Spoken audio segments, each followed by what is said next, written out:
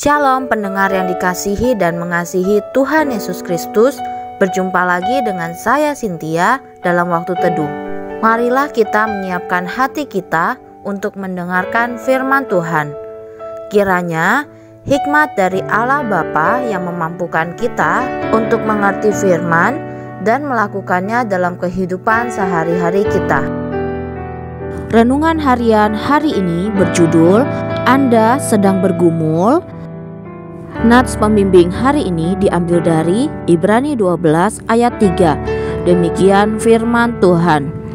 Ingatlah selalu akan Dia yang tekun menanggung bantahan yang sehebat itu terhadap dirinya dari pihak orang-orang berdosa, supaya jangan kamu menjadi lemah dan putus asa. Bacaan Alkitab hari ini diambil dari Ibrani 12 ayat 1-7. Demikian firman Tuhan.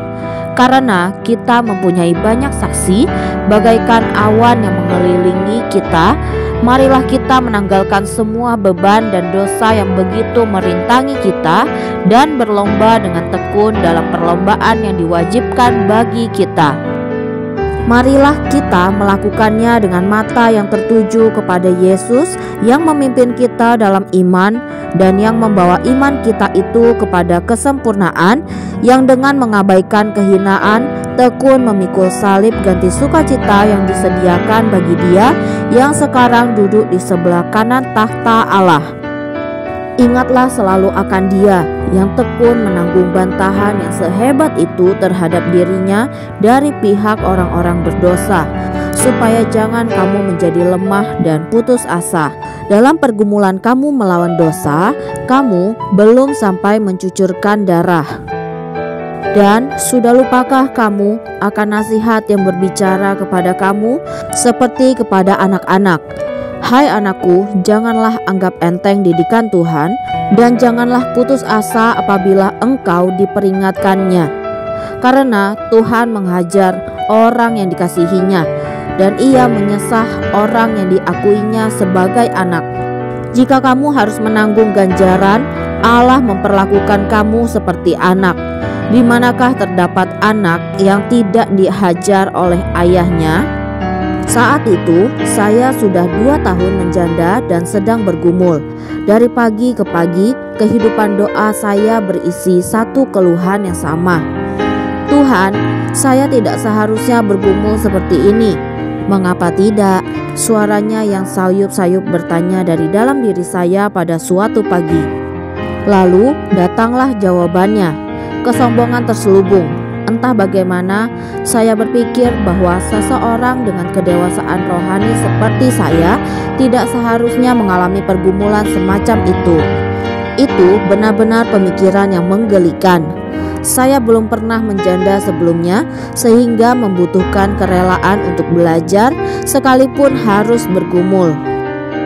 Pada saat yang sama, saya diingatkan tentang kisah seorang pria yang membawa pulang sebuah kepompong agar dapat memerhatikan proses lahirnya Emperor Moth, sejenis ulat sutra. Saat calon kupu-kupu itu berjuang menembus celah kepompong yang kecil, sang pria memperlebar celah itu dengan ujung guntingnya. Binatang itu pun memang muncul dengan mudah, namun sayap-sayapnya tidak mengembang. Pergumulan melalui celah yang sempit merupakan cara Allah untuk mendorong cairan dari tubuh ke sayapnya. Pada kenyataannya, bantuan gunting yang murah hati itu adalah tindakan yang kejam. Ibrani 12 menggambarkan kehidupan Kristiani sebagai sebuah perlombaan yang melibatkan ketekunan, disiplin, dan teguran. Kita selalu membutuhkan perjuangan yang kudus untuk melawan diri sendiri dan dosa. Kadangkala pergumulan justru kita perlukan untuk menjadi pribadi yang sesuai dengan maksud Allah. Kita mengalami kekuatan Allah di tengah ketegangan pergumulan kita. Demikianlah renungan harian hari ini. Sampai jumpa lagi pada kesempatan berikutnya. Tuhan Yesus memberkati kita semua.